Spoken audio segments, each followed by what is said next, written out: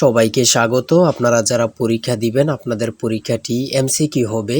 আজকে একটি এমসিকিউ পরীক্ষার প্রশ্ন প্যাটার্ন নিয়ে এসেছি। ইনশাল্লাহ এই প্যাটার্ন থেকে 25 থেকে 30 নাম্বার অনায়াসে কমন পাবেন। ধৈর্য সহকারে সম্পূর্ণ ভিডিওটা দেখেন। আমি দেখিয়ে দিব কোন কোন বিষয় কোন কোন টপিক থেকে প্রশ্ন আসে। অনেক পরীক্ষার্থী উত্তীর্ণ হতে পারে না, কারণ একটি পরীক্ষার প্রশ্ন প্যাটার্ন বোঝে না বলেই। কোন কোন টপিক কোন কোন বিষয় থেকে প্রশ্ন আসবে সেটা বুঝতে পারে না বলেই কিন্তু পরীক্ষা উত্তীর্ণ হতে পারে না। আজকে আমি সকল বিষয় নিয়ে আলোচনা করব। কোন সাজেশন কোন বই ফলো করলে আপনারা পরীক্ষা উত্তীর্ণ হতে পারবেন, এবং আমরা আপনাদের জন্য একটি চূড়ান্ত সাজেশন তৈরি করেছি। কিছুক্ষণ পরে এ সম্পর্কে আলোচনা করতেছি। আপনাদের পরীক্ষাটি এমসিকিউ হবে। যেমন এখানে 1 নম্বরে রয়েছে বর্তমান অন্তর্বর্তীকালীন সরকার গঠিত হয়েছিল কত তারিখে। এখানে 4টা অপশন দেয়া থাকবে, যে অপশনটা সঠিক। মনে করেন এখানে এই অপশনটা সঠিক 8 আগস্ট 2024, তাহলে আপনারা বরাট করতে হবে গ নাম্বার। ঠিক আছে, এখানে বরাট করলে আপনারা নাম্বারটি পেয়ে যাবেন। আপনারা যারা পরীক্ষা দিবেন, পরীক্ষার প্রশ্ন প্যাটার্ন যেমন থাকবে সেম প্যাটার্নে আমরা একটি চূড়ান্ত সাজেশন তৈরি করেছি, একদম শর্ট করে। পরীক্ষার প্রশ্ন প্যাটার্ন যেমন থাকবে সেম প্যাটার্নে সাজেশনটি তৈরি করেছি। সাজেশনটি নিতে স্ক্রিনে দেওয়া হোয়াটসঅ্যাপ নাম্বার রয়েছে, ইমো নাম্বার রয়েছে, দুটোর মধ্যে যে কোনো একটি মেসেজ করে সাজেশনটি সংগ্রহ করুন।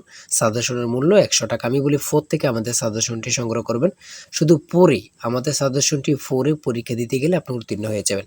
যারা চাকরির কারণে, বিভিন্ন কাজের কারণে, অথবা পড়ালেখা একটু দুর্বল, বোঝেন কম, তারা প্রত্যেকে আমাদের সাজেশনটি সংগ্রহ করবেন। ইনশাল্লাহ আপনি পরীক্ষায় পাশ করবেন। তাই বেশি কথা বলবো না, যারা বোঝেন একটুতেই বুঝে যান।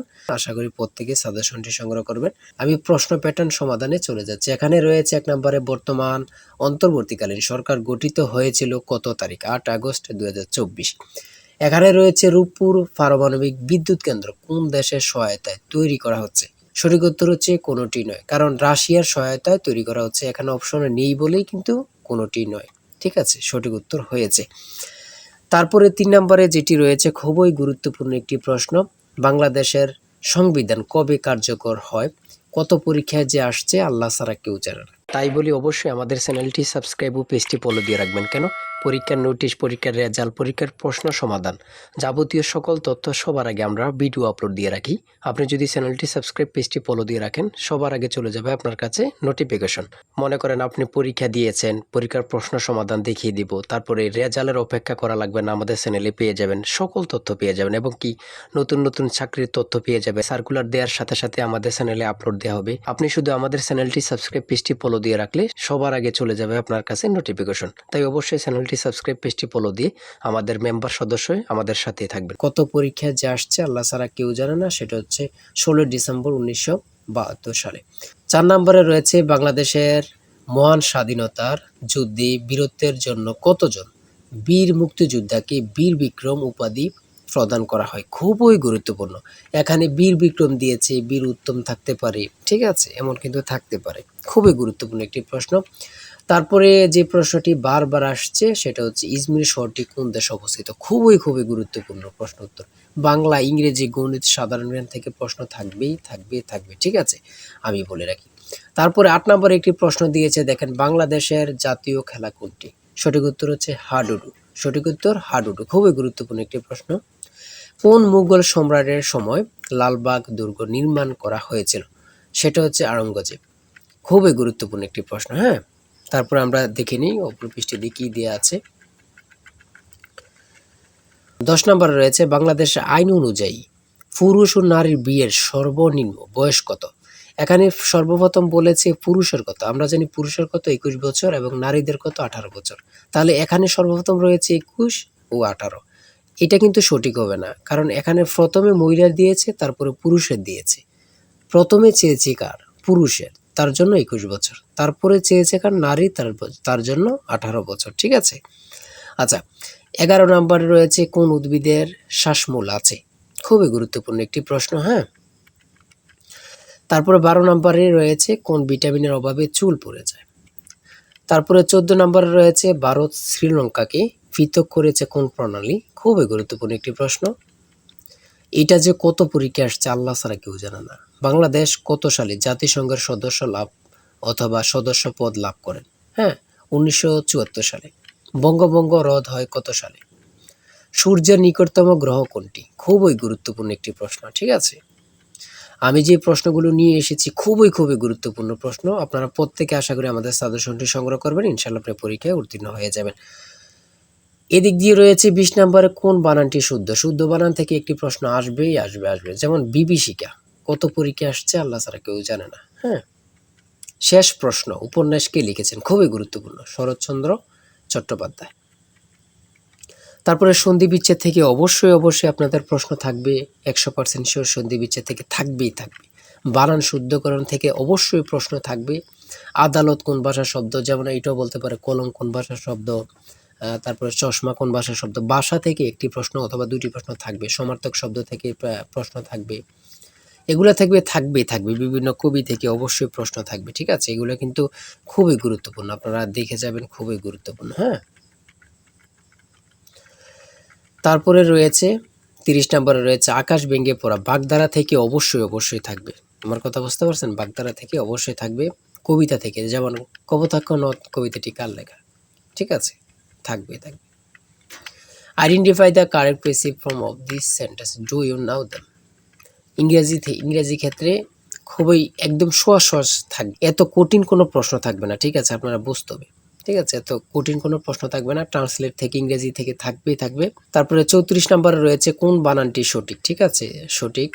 আপনারা ট্রান্সলেট থেকেও থাকবে। ঠিক আছে? ইংরেজি পার্ট থেকে ট্রান্সলেট থেকে থাকবে, কারেক্ট থেকে থাকবে। তারপরে ট্রান্সলেট থেকে থাকবে, এটা কিন্তু ১০০% শিওর। আপনারা ভালোভাবে ট্রান্সলেট পড়বেন। লিখিত বলেন আর এমসিকিউ বলেন, ট্রান্সলেট থাকবেই। ঠিক আছে? আর্টিকেল থেকে থাকবে, প্রিপোজিশন থেকে থাকবে ইংরেজি ক্ষেত্রে, এগুলা থাকবে।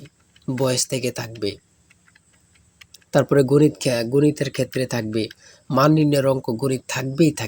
মান নির্ণয়ের অঙ্ক থাকবে। হ্যাঁ? ঠিক আছে? আর আমাদের সাজেশনের প্রত্যেকটি প্রশ্নের ব্যাখ্যা ও সমাধান সহ আপনারা পেয়ে যাবেন। তারপরে এখানে রয়েছে ১ কোটিতে কত মিলিয়ন হয়? ১ কোটিতে কত মিলিয়ন হয়? খুবই গুরুত্বপূর্ণ। সেটা হচ্ছে ১০ মিলিয়ন। শতকরা থেকে থাকবে, লাভ ক্ষতি থেকে অবশ্যই থাকবে। ঠিক আছে? অনুপাত থেকে থাকবে, দশমিকের গুণ থাকবে। এটা কিন্তু একদম সহজ। আমি আপনাদেরকে একটু বুঝিয়ে দিই। এখানে ২ দুগুণে ৪, ৪ দুগুণে ৮। দশমিকের পরের সংখ্যাগুলো গুণ করে দিবেন। ২ দুগুণে ৪, ৪ দুগুণে ৮। তাহলে আমরা রেজাল্ট পেলাম কত? ৮। ঠিক আছে? তাহলে দশমিকের পরে কয়টা শূন্য? মানে সংখ্যা ১, ২, ৩, ৪, ৫, ৬। এখন ৬টা পেয়েছি। দশমিকের পরে সংখ্যা পেয়েছি ৬। যদি আমরা এর পূর্বে গুণ করে ৮ পাই, তাহলে ৬টা সংখ্যা হইতে, হ্যাঁ, ৮-এর সাথে কয়টা শূন্য দিতে হবে? ৫টা শূন্য দিলেই কিন্তু আপনার হয়ে যাবে। ঠিক আছে? যেমন ১, ২, ৩, ৪, ৫টা শূন্য আর ৮। সঠিক উত্তর হচ্ছে ক। ঠিক আছে? বুঝলে কিন্তু একদম সহজ এগুলো।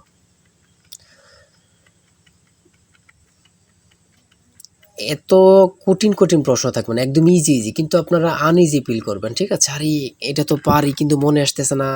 ভয় পাওয়া যাবে না। ঠিক আছে? নিজেকে শক্ত করতে হবে। পিতা-পুত্র থেকে অবশ্যই অঙ্ক ১ নাম্বার থাকবেই থাকবে। ঠিক আছে? জ্যামিতি থেকে অঙ্ক থাকবে। ঘাবড়াতে পারবেন না। অনেকেই ঘাবড়িয়ে যায়। ঠিক আছে? পরীক্ষার হলে ঘাবড়িয়ে যায়। ভয় নিয়ে পেলে তারা কিন্তু পারবে না। ৭৮ ডিগ্রি কোণের সম্পূরক কোণ কত ডিগ্রি? ৭৮ ডিগ্রি কোণের সম্পূরক কোণ কত ডিগ্রি? আমরা জানি সম্পূরক কোণ হচ্ছে ১৮০ ডিগ্রি। আর পূরক কোণ হচ্ছে ৯০ ডিগ্রি। হ্যাঁ? তো সম্পূরক কোণটা ১৮০ ডিগ্রি হলে যদি ১৮০ তে ৭৮ মাইনাস দেন, বাকি যেটা আছে ওটাই হচ্ছে সম্পূরক কোণ। ঠিক আছে? সর্বশেষ রয়েছে ৬০ নম্বরে ১৩ সেন্টিমিটার ব্যাসার্ধের বৃত্তের কেন্দ্র হতে ৫ সেন্টিমিটার দূরত্বে অবস্থিত যে এর দৈর্ঘ্য কত? সেটা হচ্ছে ২৪ সেন্টিমিটার। এতক্ষণ আলোচনা করলাম। যদি ভালো লাগে অবশ্যই আমাদের চ্যানেলটি সাবস্ক্রাইব ও পেজটি ফলো দিয়ে রাখবেন, কেন নেক্সট ভিডিও পাওয়ার জন্য। আমাদের চ্যানেলটি সাবস্ক্রাইব ও পেজটি ফলো দিয়ে রাখলে নেক্সট ভিডিও আপলোড দেওয়ার সাথে চলে যাবে আপনার কাছে নোটিফিকেশন। তাই অবশ্যই বলে রাখি, যারা আমাদের সাজেশনটি সংগ্রহ করতে চান, এই নাম্বার স্ক্রিনে দেওয়া এই নাম্বার হোয়াটসঅ্যাপ ইমো রয়েছে, যে কোনো একটা মেসেজ করে সাজেশনটি সংগ্রহ করুন। ঠিক আছে? প্রত্যেকে আমাদের সাজেশনটি সংগ্রহ করবেন। ইনশাআল্লাহ আপনি পরীক্ষায় পাস করবেন। আমি বলে রাখি, ইনশাআল্লাহ আপনি পরীক্ষায় পাস করবেন। যারা পরীক্ষায় পাস করতে চান ১০০ টাকার বিনিময়ে হলেও আমাদের সাজেশনটি সংগ্রহ করুন। আজকের ভিডিও এই পর্যন্ত। সবাই ভালো থাকবেন, সুস্থ থাকবেন। আর আপনার যে কোনো সমস্যা কমেন্টে লিখুন। আল্লাহ হাফেজ।